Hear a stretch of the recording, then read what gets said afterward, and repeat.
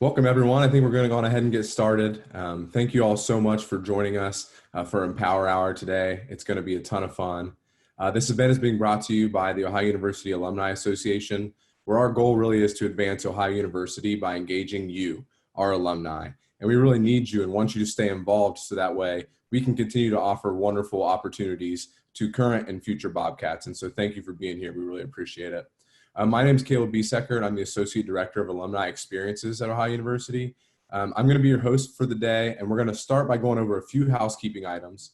And so for your knowledge, your camera and microphones are turned off, but you're able to communicate via the chat at the bottom of your screen. And so you can send messages there either to everyone that is participating or just to the panelists, however you would like, but please feel free to respond and be active in there. That makes things a lot more fun and engaging when you can do that.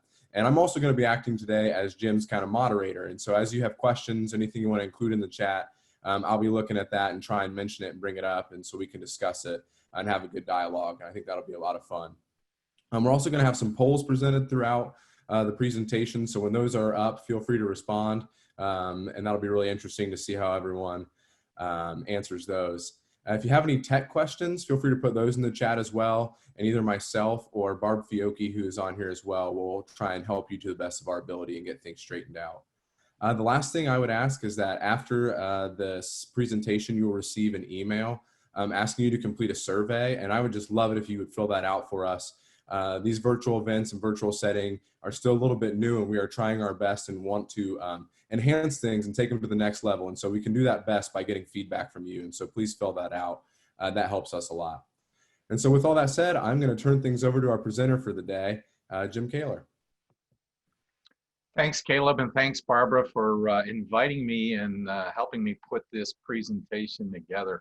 I'm not going to spend a lot of time on my background, but I think all roads led out of Athens and back to Athens. So I am a proud grad of our Master's in Sports Administration program, was a member of the class of 1981.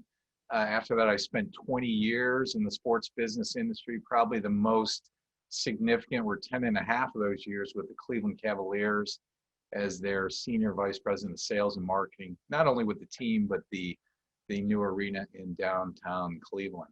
After that, I got recruited to go out to Arizona State University, where we started a MBA with a specialization in sports business, only to get recruited back to Ohio University 3.5 years later to start our Center for Sports Administration. And I would tell you that some may think, well, your time with the Cavaliers had to be some of the most exciting or proud accomplishments. Absolutely not. The last 14.5 years, I have worked with the program and I'm a graduate of, and not to be boastful, but this program continues to be ranked #1 in the world by Sports Business International. Just a quick graph on the screen there of our accomplishments in 13, 14, 15. While I can't give you the results for this year's rankings, hopefully the Alumni Relations Office will be sending out an email soon because the new rankings are coming out on Friday. And I think you'll be happy with them. I think one of the reasons that Caleb invited me to do this session was our recent decision through our AECOM Center for Sports Administration to do some executive education in the area of sports gambling and sports gambling awareness. So as you see on the screen, we're very fortunate to partner up with Sienna Education Services out of Columbus. They are doing all of our course design and video production, and US Integrity out in Las Vegas. We'll talk about US Integrity here in a second. Now, for attending today's webinar and being an Ohio University alumni, if you want, you can take advantage of a 25% discount on our first course or the entire bundle. And you may think it's going to put another point of differentiation on your resume. It may help you in your current field, or may help you transition over to a part of this vertical as we get going. Real quick, Matt Holt is the president and founder of US Integrity. And we had the good fortune of meeting Matt out in Las Vegas a couple of years ago, where he was a guest lecturer with our professional MSA students on the topic of sports gambling and where it was going. And one thing led to another, and we decided that maybe we could work together to provide some executive education in this space. And we really believe that for athletic directors and administrators in college athletics, this is not going to be a luxury, it's going to be a necessity. But there's also a lot of other parts of the sports business industry that will need this education. Also along the way, and a member of our faculty in this program is a young lady by the name of Sarah Slane. And Sarah recently went into the Sports Business Journal's 40 Under 40, which is an amazing accomplishment. Sarah was initially, and for many years, the vice president of communications with the American Gaming Association. And she got so strong in this space that she has now started her own consulting business and works with a lot of major leagues and players in the gambling space. Nice to know that we've got a Bobcat on our faculty with this program. Just a quick tidbit here from the American Gaming Association, but really their role and their research, 13 billion US dollars was wagered on sports in 2019. That was just 1 year into the legalization of sports gambling outside of Las Vegas. So today's agenda, we're going to talk a little bit about the history of sports gambling. We're going to make it interactive with some polls, talk about benefits to the states, because right now Ohio, if any of you are in Ohio, it's in the legislation, but it hasn't been approved. We're going to talk about the impact in college athletics, professional sports, really the need for integrity. I'm going to show you a short video, and then we're going to open it up for questions from the field. As Caleb said, if you have any questions as I'm working through the material, we don't mind stopping to address them, or you can hold them for later in the presentation. So if you have a question come in, just put it in the chat box, and Caleb, who is a proud grad of our program, will just jump in and let me know what the questions are. So before we start the history of sports gambling, let's take our first poll. So Barbara, if you could put that up. So when you were in college, did you ever make a sports bet with a friend or participate in an NCAA, it should be pool, my apologies, for March Madness? Later on, I'll show you how many people participate in that. So if you would hit the yes or no button there, we'll ask Barbara to put the results up once we have them. Okay, so 71% said yes. That's on target. I will tell you this, the NCAA is a little bit behind the times, and we think that's good for us, but in 2012, they commissioned a study that showed that 67% of college students had gambled on sports. So good to see that ratio there. All right, so before we talk about how big sports gambling is getting to be, just wanted to put a footnote in here on the global sports market. A recent study by A.T. Kearney had it projected somewhere between $480 billion to $620 billion on an annual basis. That's a big number. That's a big industry, but projections on sports gambling is that by 2023, it'll be a $500 billion industry by itself. Think about that. So how did we get here? If you look at the history of sports gambling in the United States, it goes back to the times of the pre-Revolutionary War with horse racing. And people like to get out on the track and, you know, watch the races and put a wager or two down on their favorite horse.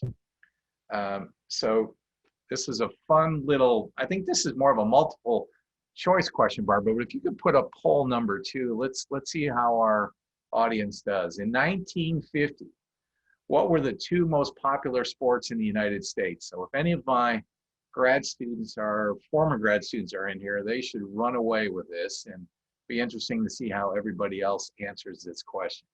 Was it baseball and horse racing and boxing, football and baseball, basketball and baseball? Going way back to 1950.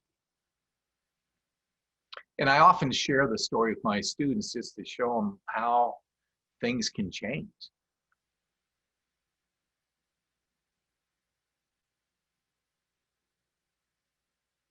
So Barbara, can you put the results up? I don't know if they continue to update or not.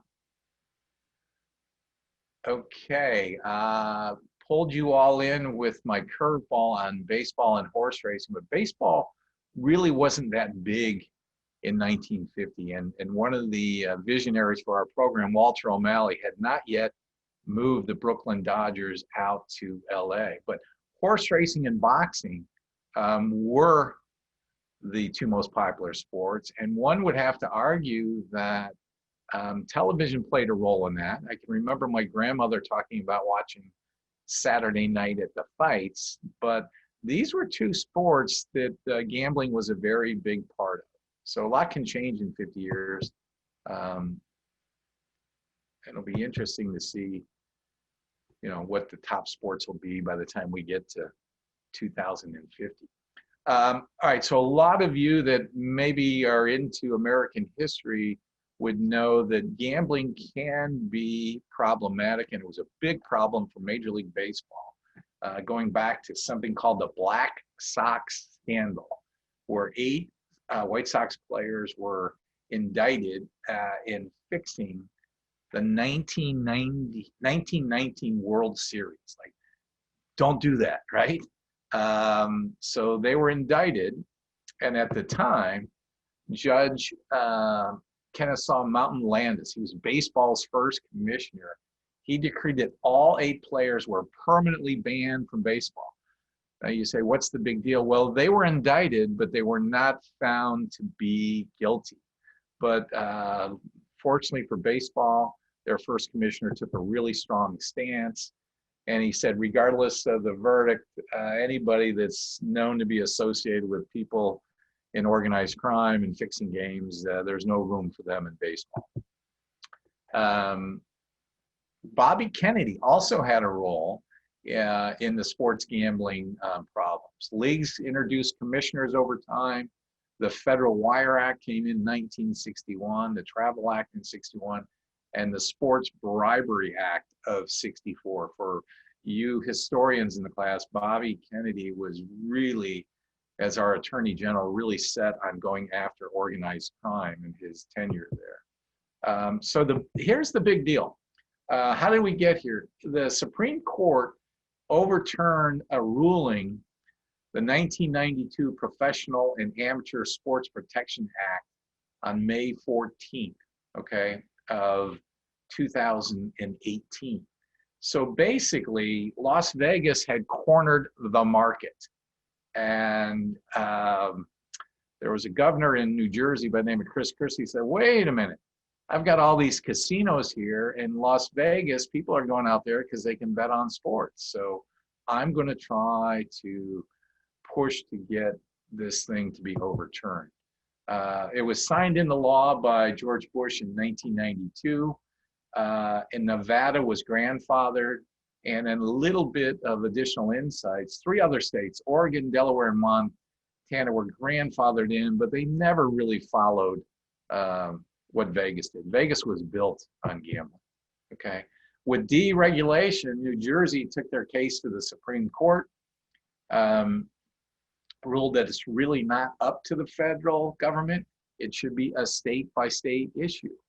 And that's where we are today. What are the states getting?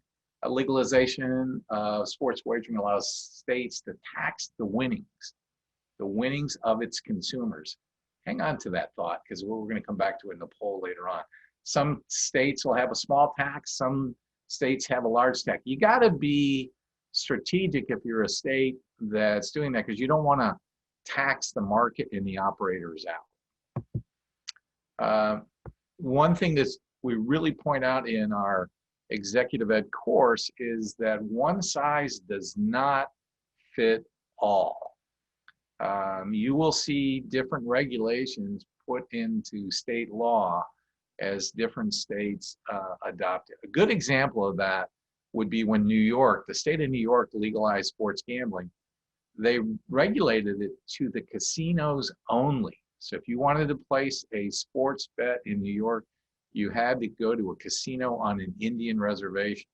Right across the river, New Jersey was clapping their hands and saying, that's great, don't let them bet online. Online gambling is really going to be where the majority of the activity takes place. So, and I think New York is in the process of changing that, but you'll see in a little bit when I start throwing some of the revenues your way. Major companies are getting into it. William Hill was well established over in Great Britain, but they were quick to do a major sponsorship of the New Jersey Devils. And in that first year, bettors had waged more than $2 billion at New Jersey sports books since they took over on June 14th of 2019, a month after the Supreme Court did that. Think about that, $2 billion. Through February, New Jersey sportsbooks generated $125 million in revenue. That's their share. And sports betting and paid out $15 million in state taxes. What we're going to see happen is really with COVID, it's going to amplify some of the legislation that is pending, and you're going to see more and more states coming on board. Right now, there are 20 states on board, but if you have ties to Ohio, you'll see that the legislation is pending. That's in the gray. California will get it done sooner or later, but it's a very tough state to get it passed. So conversations I've had with some of our alums out there, one in particular, the 49ers, said that it's probably 2 years away.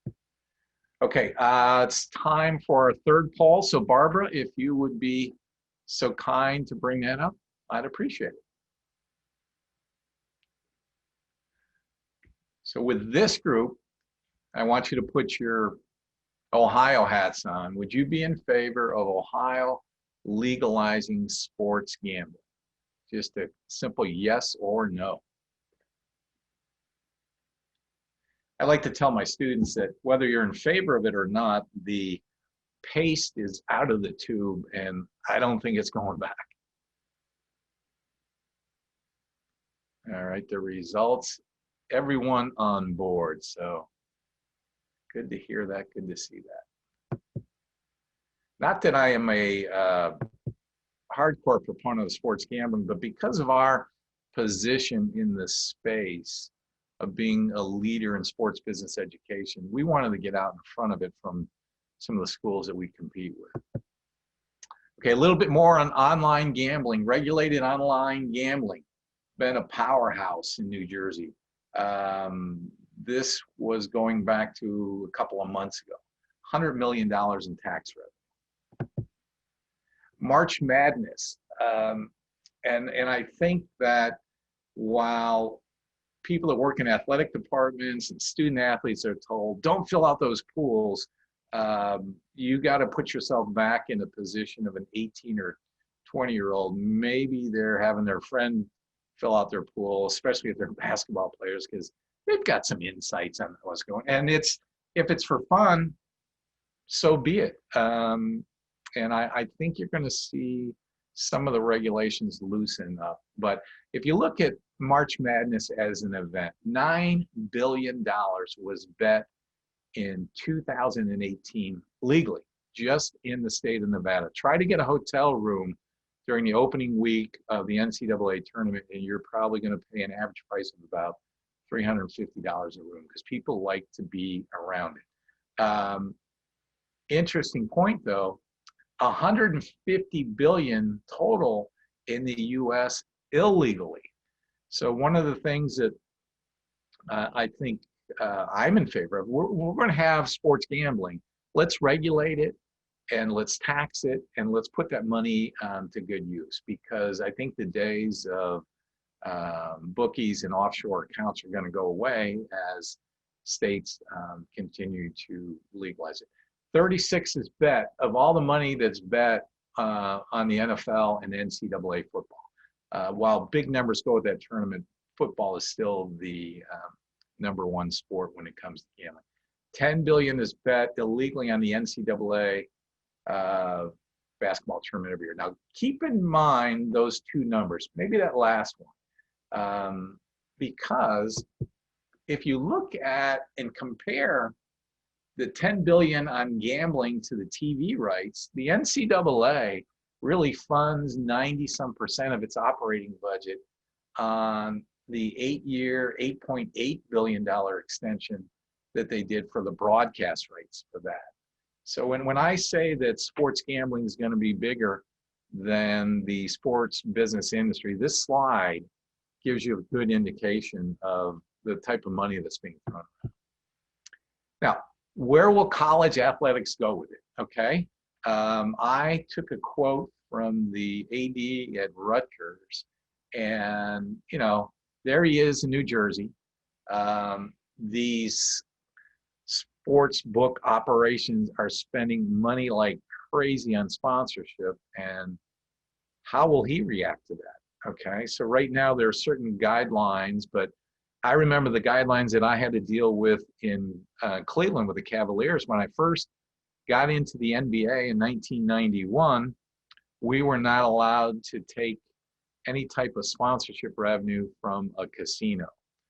By the time I left in 2002, David Stern sold a WNBA team to a casino. So over time, I think as sports gambling becomes a bigger part of our mainstream culture, this is going to be a new revenue stream for college athletics.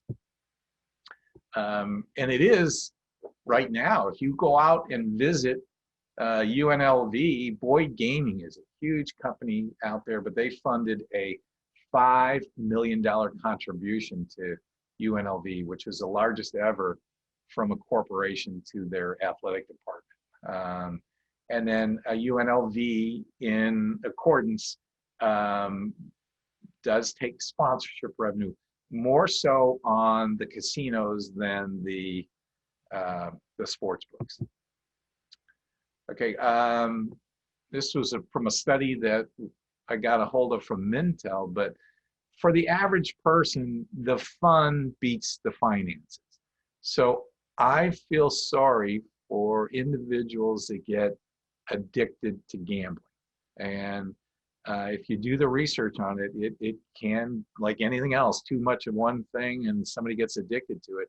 And I feel extremely sorry for somebody that's going to lose their mortgage on a house because they can't control their gaming. But more than not, the people that are doing it, they're not doing it for the finances, and they're doing it for the fun. And I am not an active gambler, okay? But I like to think of it that if I put a small wager with a friend, if I just bet my pizza money, it makes the game more interesting. And if I end up buying somebody a pizza or a cheeseburger because I won or lost a bet, it makes the game more engaging. And research would prove that. Public opinion, this goes back to May of 18. On the consumer side, nearly 6 in 10 adults, 22 plus, say they would not be interested in betting on sports at all, even if it was legal. So that's 60%. So think of the growth rate and think of the promotions that you're going to see. I was on the phone the other day with a good friend of mine in New Jersey, and the type of offers that these online betting companies are giving you, they will spend on average $250 to get you onto their online platform. So they might say your first bet for $1, we'll give you 250 to 1 odds. So by putting $1 in their system, they want to get you going and give you a chance. So there's all kinds of activation promotions that are going on right now in states that have legalized gambling. One other note from Mintel is that our younger generation is more sophisticated, and so they're going to study up, and they are the generation of analytics, and they're big sports fans, and they're going to put all their facts and figures together. And I think that if you put that amount of work on making the right bet, maybe on your favorite NFL team, then you're probably going to get even more excited when the game comes on the air. Think for a second, which of our 4 major sports in the United States has the highest TV ratings? That would be the NFL. And what's driving that? Well, number of occurrences, because your favorite team is only going to play once a week, but the amount of money that is gambled on will keep people tuned into the game. Because TV ratings are measured in 15-minute increments. And your team might be losing, but if you have a bet on the game and your team is getting 14 points, you're going to stay glued to your TV set right till the end. And the people in Vegas are pretty good at establishing lines. Okay, we're going to go for a quick video here before we roll into the subject of the importance of integrity. And I'm going to stop the PowerPoint and throw it back to Caleb. So Caleb, here you go. Thanks, Jim. Yeah, we'll take a moment and just get this video pulled up.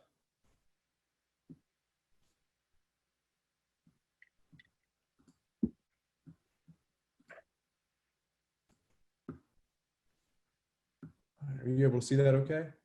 Mm-hmm. In 2007, the NBA was rocked to its core when the news hit that referee Tim Donaghy had admitted that he had illegally bet on games he himself had officiated. For his crimes, Donaghy would spend 15 months in federal prison. Basketball is especially vulnerable to fixing in a way that other sports aren't. For referees, it's simple. To benefit one team, all they have to do is call fouls on the other team. And because fouls are so common in the game and so subjective and discretionary, fixing can be hard to detect. But in an interview with ESPN after he was released from prison, the disgraced referee insisted he had never fixed any games. I was not actually in these games, fixing the games and you know, throwing calls to win a bet. You expect us to believe that you did nothing to manipulate the outcome of an NBA game? Everybody's entitled to their opinion, but I can just go back and tell you again that the FBI and even the NBA concluded without a doubt that I did not fix NBA games.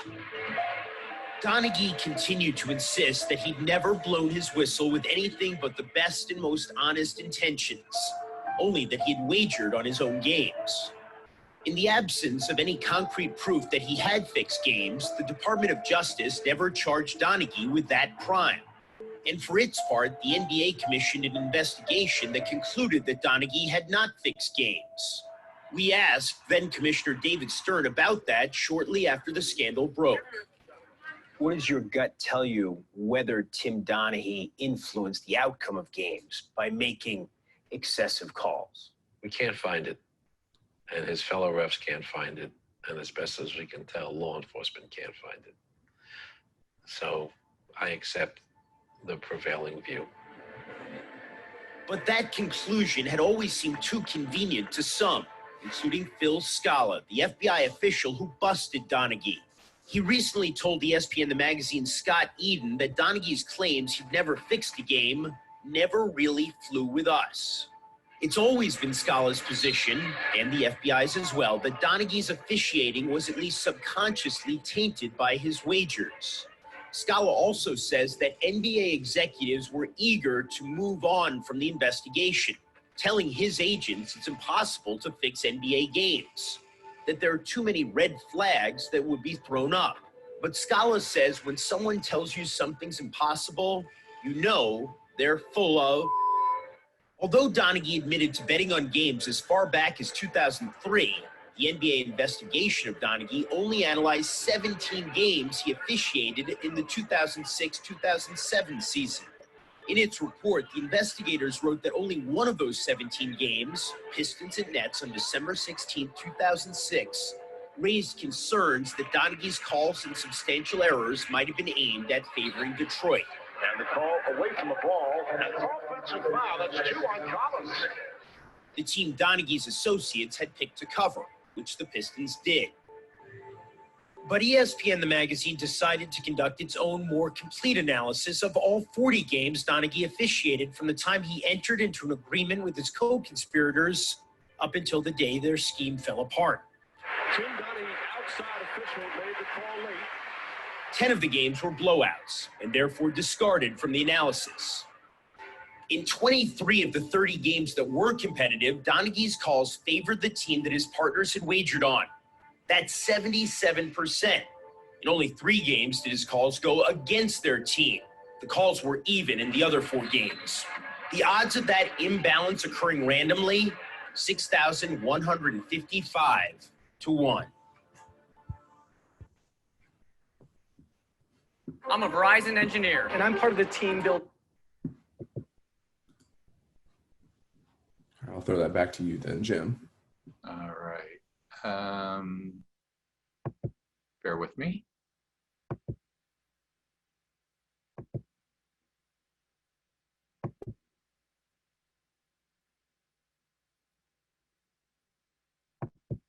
Okay, I like to use the example of the need for integrity and the case with Tim Donaghy because it's so close to a league that I worked in for a decade. And God rest his soul, but I had a solid, unique, and friend relationship with David Stern. And 3 of my 10 and a half years with the Cavs, I served on the NBA's marketing advisory board. So when I watched that tape, I know David well enough that that whole situation and the smile on his face, the study came out the way it did, could have brought his entire legacy to a crashing halt and could have brought the NBA to its knees. And so that's the reason that we have to have integrity. And when we first started this program, I was talking to Matt Holt at US Integrity. I said, Matt, no offense, but the word integrity and gambling don't really fit well together in a sentence. And he said, Jim, think of it this way. If you went out to Las Vegas to play blackjack, which is a legal game you can bet on, and you knew the cards were stacked against you, you'd want somebody to do something about it. And my response was, absolutely. He said, well, why should sports be any different? So if you think of professional sports, in recent years, the 4 major leagues are going to make a lot of money off of this, okay? Close to $4.2 billion. And if you follow the leagues, you'll see that they've already partnered with some of the biggest names in the game, including MGM, Caesars, William Hill, and DraftKings, what have you. Just a quick graph that I threw in here if you've ever bet on the Super Bowl, because the novel fan is probably going to at least, at a Super Bowl party, throw a couple dollars into a pot.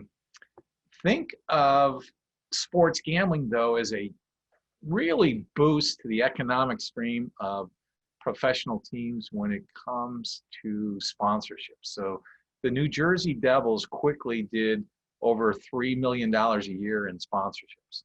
Well, you go back to my day, if you could get $1 million to $1.5 million in the soft drink category, you were doing really well. So fast forward to legalized sports gambling, the Devils think that this eventually could become a $4 to $5 million category for them. Over in Europe, where the English Premier League is king, it's the equivalent of our NFL over there. It's interesting to see that 9 of the 20 teams in the EPL have sports books as their primary sponsor on their jerseys. And that's the most expensive sponsorship that you can really do with an individual team. Okay, another stat that I pulled kind of as a result of COVID, sports leagues across the globe have been put on pause. Our whole industry has been shut down. As a result, the sports betting market has faced some difficulties.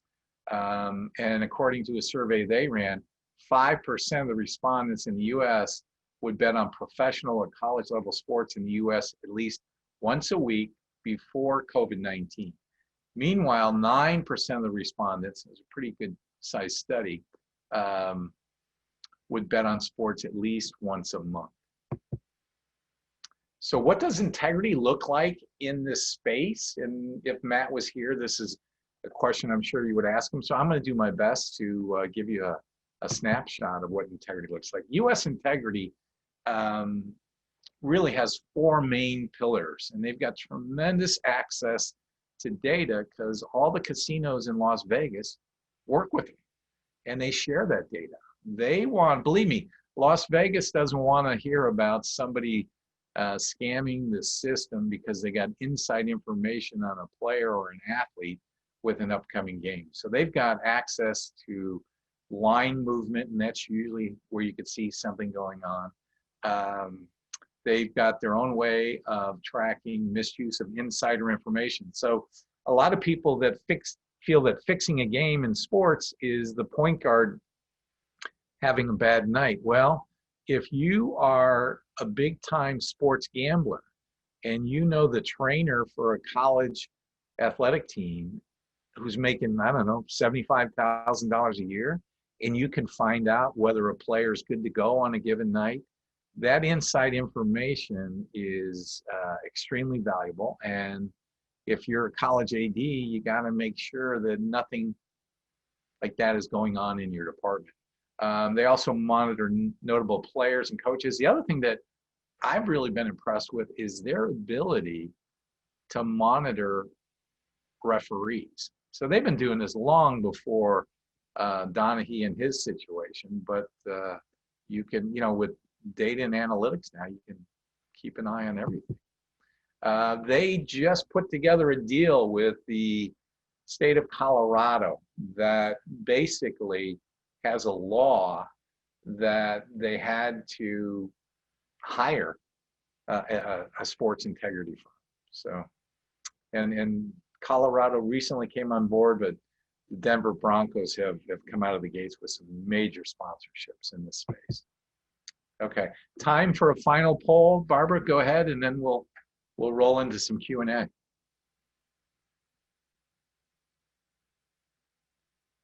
This is some research that we're going to be doing at Ohio University, but would you be more likely to bet with a sports book that donated a portion of your losses back to Ohio University to support scholarships for our undergraduate students?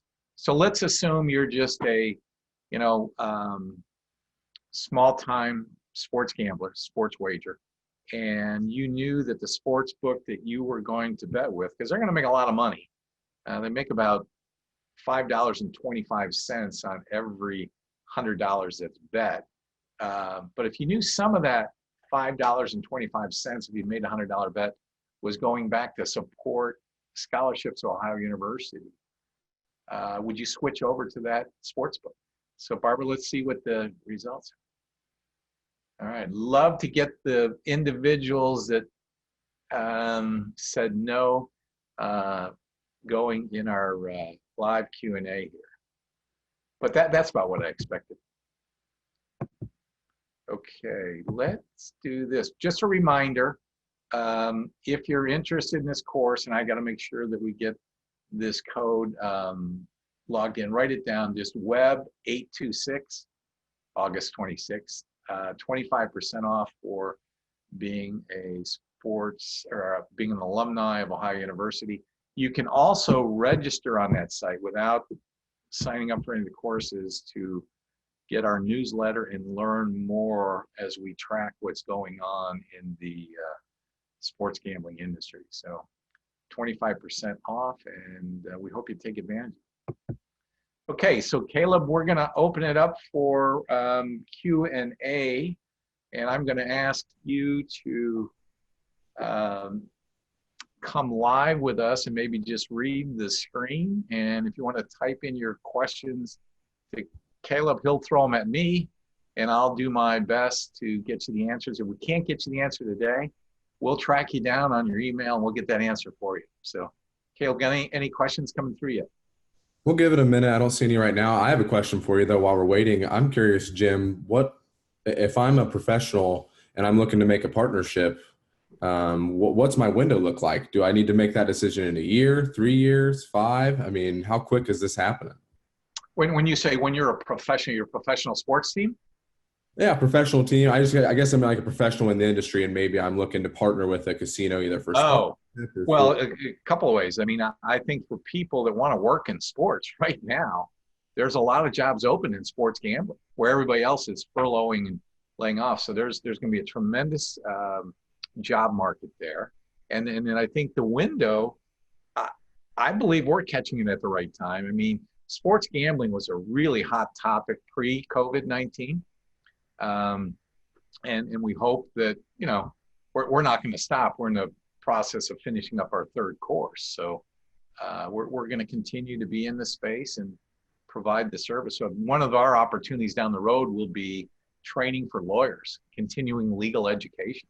You know, if you got to take 24 credits every 2 years anyways, why not take something that you might find to be a little more interesting? Got a question here from Dan Bauer. It's a great question. It says, is the sports gambling industry at risk of attracting aggregators, as has happened to the travel marketplace with Expedia and Kayak? Seems likely to happen in a highly fragmented industry, burgeoning demand and importance of trust and familiarity. Yeah, I would say that, I put together a slide that might reinforce this.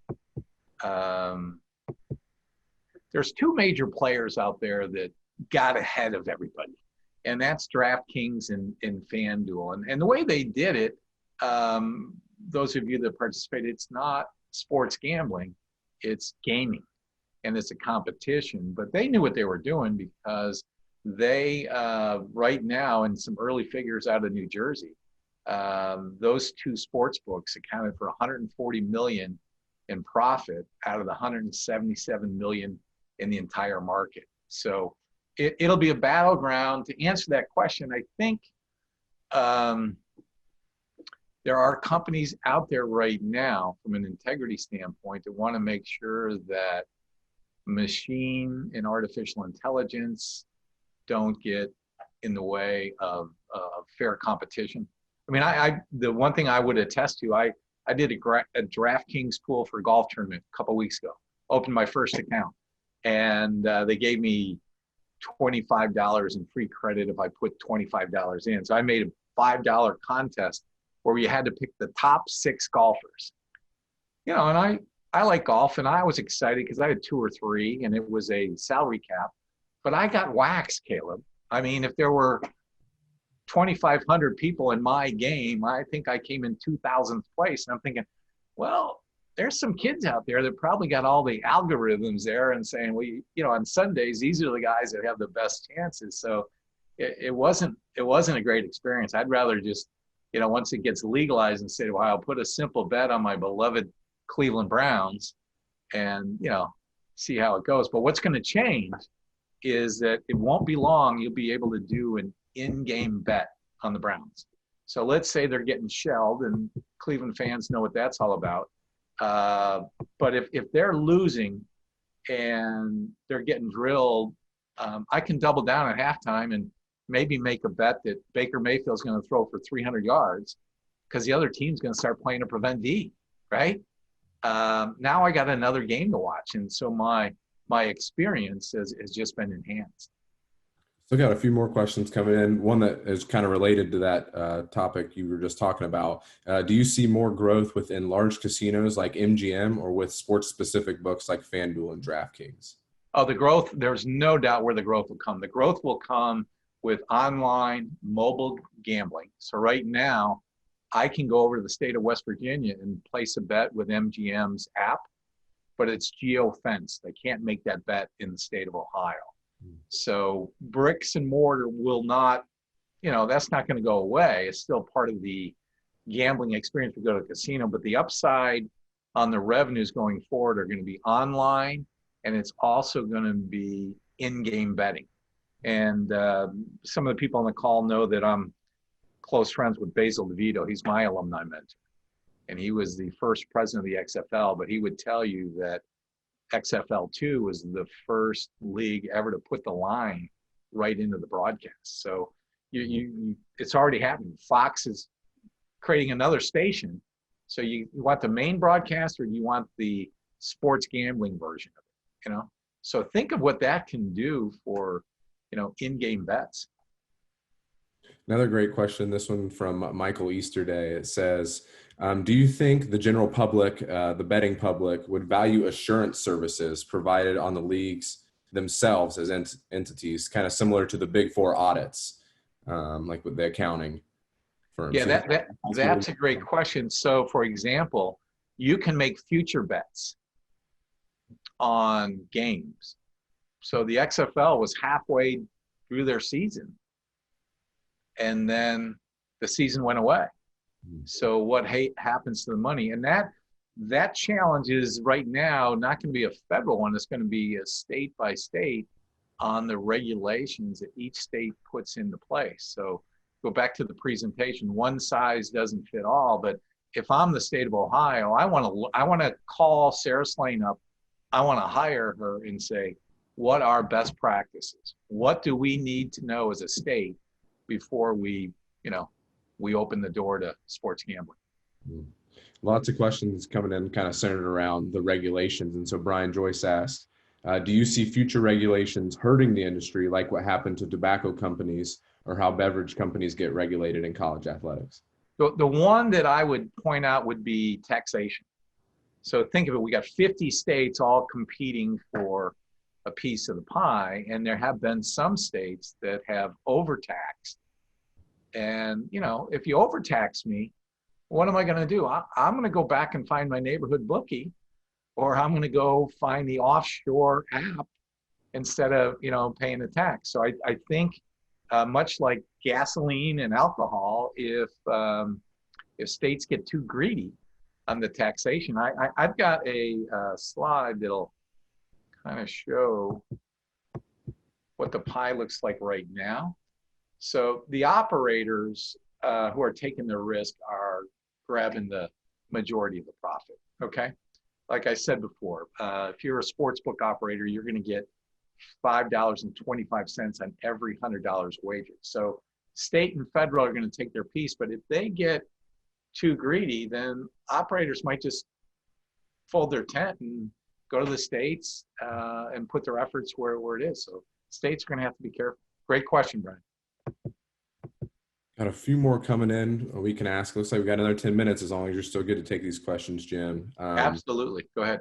Yeah, there are a lot of fun ones. It's an interesting topic. Dan Bauer back again. He asks, how long will it be until sports gambling becomes federalized / national as opposed to statewide? At least multiple states forming an alliance, kind of like the Powerball is for state lotteries.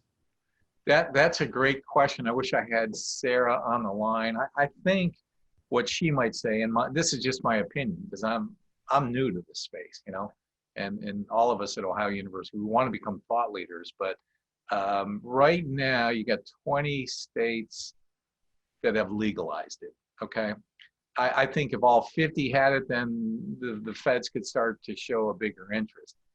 Projections are that we'll quickly get to 35, but there are some states that are just so rooted in culture and tradition that, we may never get to 50. Okay. So it'll be interesting to see. But if you're the president of the United States and this is a good thing for your states, why do you want to come in and, mess it up? I think if they don't have good regulations and good integrity, well, then you would be inviting the federal government in to take a look and gain control. And that kind of leads into another question that came in from Jeff Blatterell, I think is how you say his last name, but it says, how does the amateur gamer ensure there isn't fraud with online gambling, like DraftKings / Bachelor problem or the McDonald's monopoly fraud? I was talking to an individual the other day about DraftKings, and it's a small percentage of the players that win 80% of the revenue. So I think that's a part of our industry that's a little bit scary to me.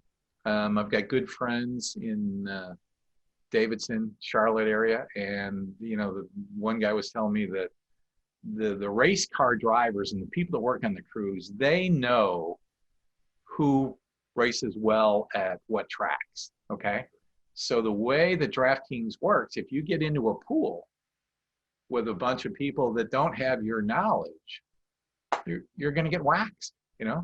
So I think that's an area that will be under further scrutiny as it continues to grow. But booyah to DraftKings and FanDuel, because they got you on board with them having fun with their software.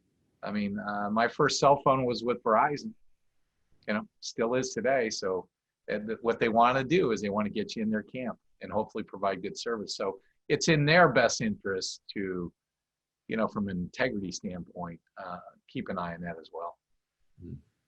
This is the last question I see for now. If more come in, I'll let you know.